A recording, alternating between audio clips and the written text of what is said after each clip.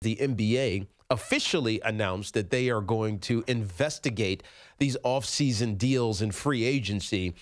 We all know what they're talking about. Deals are announced right when free agency starts. So obviously they had to have been negotiated before free agency happened, which is against the rules. And how deep they dig into that regarding the CBA will be interesting. Get us at Tiki and Tierney on Twitter or call us 855-212-4227. I'll give that number periodically if you guys want to reach out. But let's start with what Steve Kerr just came down with and said. Now, we know that this has gone on. Movement of NBA players has gone on for a lot of years. Made mostly popular by LeBron James, as we know. He is the icon of the generation as a player, but also because he's empowered so many other guys to do what he did, which is play where he wants to play and try to chase a championship. And that's a good thing. But as much as we love it, we also know that a lot of owners, this was evidenced by the Vegas Board of Governors meeting that we talked about yesterday, do not like it, especially the small market teams, because they can't compete. They can't keep up. They can't lure the 5 or 6 or maybe even up to 10 superstars in the NBA to their smaller market, so they're stuck behind the 8 ball. They're never going to get a chance to win. Yeah, they may build a competitive team, but parity as it pertains to winning a championship isn't real. But the one good thing about how LeBron has done what he's done, moving to Miami, coming back to Cleveland, going to the Los Angeles Lakers, is that at least he's clear about it. Now, you may hate the way that he went about it. Like his decision that was broadcast, and yes, we know it did good things for community, raised a bunch of money, and it was his prerogative. His decision, at least it was out there. It was open. He finished his contract, and he decided he wanted to go play someplace where he could win a championship. The same thing happened when he was at Miami, and Pat Riley was upset about this, but at least he was clear about it. He didn't undercut a situation that was percolating forward. It wasn't like they had a window that they were thinking about and they're making moves downstream, and then all of a sudden LeBron James decides to opt out of it. And Steve Kerr talked about the way that LeBron James has gone about his team's movement over the course of his career. And he's right. At least they know.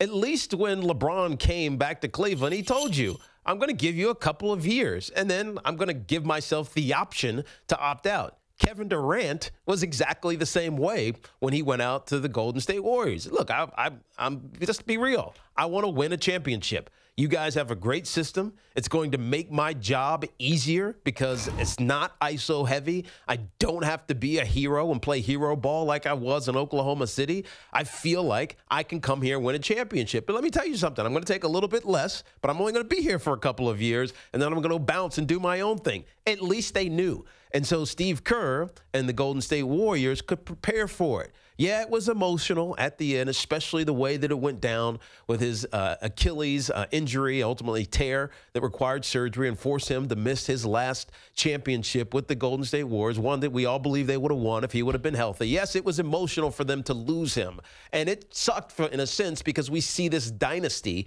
which was building over 5 years, 5 straight NBA finals they go to, just kind of end. Right? It just stops abruptly. It's not even like there's going to be some remnants. This is going to be the Steph Curry show until Klay Thompson gets back. I know D'Angelo Russell will be there. Maybe he'll help a little bit. But that roster feels depleted, and it ended. But they knew that was going to happen. That was the risk that they were willing to take because Kevin Durant was very clear about what he wanted to do. Anthony Davis didn't do this. Anthony Davis, for one reason or another, I'm sure it was very smartly, or at least not smartly, but very specifically plotted out with his agent, Rich Paul of Clutch Sports. We all know that that's association with LeBron James. Rich Paul, surprisingly, took a different route with Anthony Davis. And maybe it's because he wasn't Anthony Davis's agent early on in his career, but who knows? It's neither here nor there. Anthony Davis did it the wrong way. He undercut the New Orleans Pelicans. He basically told them, I want out when he had 2 seasons left on his deal and forced them into a ridiculously awkward situation. right? The end of last year was just, it was weird watching the Pelicans. Anthony Davis would start, then he'd play, and then you get into the fourth quarter, and he's sitting on the bench. Like, who the heck wants to go to a basketball game and watch the best player on the court sitting on the bench because they don't want him to get hurt or they're punishing him or whatever? It was non-congruent, right? Anthony Davis's desires as a player were non-congruent with the team's desires, and there was no clarity there, and it was frustrating. He brings up an important point. He says it is the player's obligation to honor the contract. And if it gets down to the last year and there is a mutual agreement that the player is not going to stay and the team needs to get as many assets from that player before he leaves, then you can work out a trade, right? Then it makes sense. But to do it, as Steve Kerr mentioned, with 2 years left, it doesn't make sense, and it's frustrating. And the problem that we have in the NBA is that there's no consequence for it. Ultimately, it got worked out. Anthony Davis ends up with the Los Angeles Lakers, and they have two of the biggest stars, two of the top 5 players in the NBA right now. And it's great for the LA Lakers, but it kind of sucks for the New Orleans Pelicans, except for they got really lucky getting David Griffin as their vice president or president of basketball operations, who pulled a coup to get all the talent, young talent that they're going to rebuild around. They're not going to be relevant maybe for a year or two in the NBA in the Western Conference, but at least there's something to feel good about. But not all teams are able to do that and rebound that way. But it comes back to the point. What are the consequences? The NBA is obviously going to look into this. We heard Adam Silver talk about this yesterday, and we know that there needs to be something done. So what can be done? The only thing that can be done, and BT and I talked about this a few days ago, maybe it was even last week. I can't remember what day we were talking about this. But if players are going to demand trades and pull out of their contracts, then their contracts need to actually be voidable. That's the only way that the NBA is going to correct this problem. Now, at the end of the day, it's not always about the money for a lot of these players. They have $100 million endorsements deals and all kinds of off-court revenue that drives into their pockets. They've made a bunch of money anyway. But if you tell a guy, if you're demanding a trade before it's mutually agreed upon with the team, then that portion of your contract that's still left with the team is voided. We won't see this anymore.